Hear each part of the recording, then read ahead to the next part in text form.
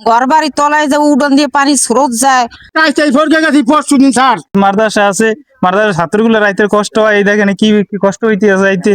3 নং ধুলিয়া ইউনিয়নবাসীর এবং কি এটা কিন্তু 4 নং ওয়ার্ড, 4 নং ওয়ার্ডের কিন্তু লাল এই মাদ্রাসাটা আমি ধরে দেখাইছি আপনাদেরকে। তেতুলিয়া আশরাফুল উলুম নুরালি ও হাফিজি মাদ্রাসা। তো যেটা দেখাইছি ছাত্রছাত্রী আইতে কত কষ্ট হয় আপনাদেরকে যেটা দেখানোর জন্য চলে আসলাম।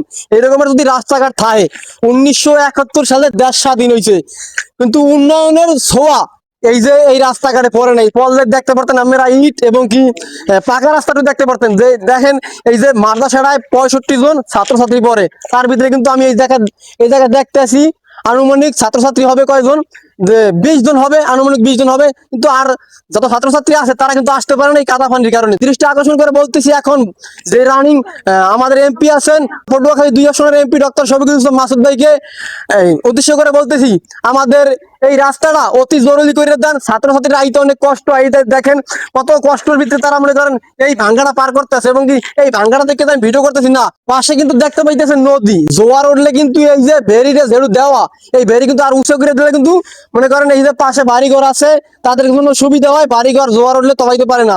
তো আমি এখন ছাত্রছাত্রীদের জিজ্ঞাসা করবো তাদেরকে আসতে সবার কষ্ট হয়? আমাদের এমপি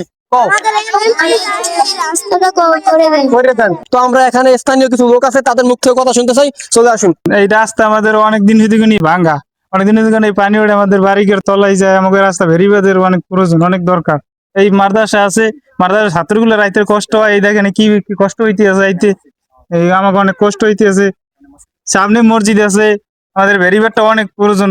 আমাদের মোহাম্মদ এখন যে এমপি আছে, এমপি ডক্টর মাসুদ, এর কাছে আমাকে এটা আবেদন রইলো, আমাকে যে রাস্তাটা তাড়াতাড়ি যে আমাকে বাঁধতে দেয়। আমাদের এই যে নদী ভাঙ্গুলির, তিতুলিয়া নদী ভাঙ্গুলির মুখামুখি এখানে মাদ্রাসা আছে, মসজিদ আছে, এখানে রাস্তার প্রয়োজন, কিন্তু রাস্তা হইতেছে না। রাস্তা এবং ভেরিবাদ এর দোনোটারই প্রয়োজন, আমরা এইটাই চাই। রাস্তা দিয়ে আমাকে যাইতে কষ্ট হয়, ছাত্র যাইতে কষ্ট হয়, পানি উঠে ঘর বাড়ি তলায় যে উডন দিয়ে পানি স্রোত যায়।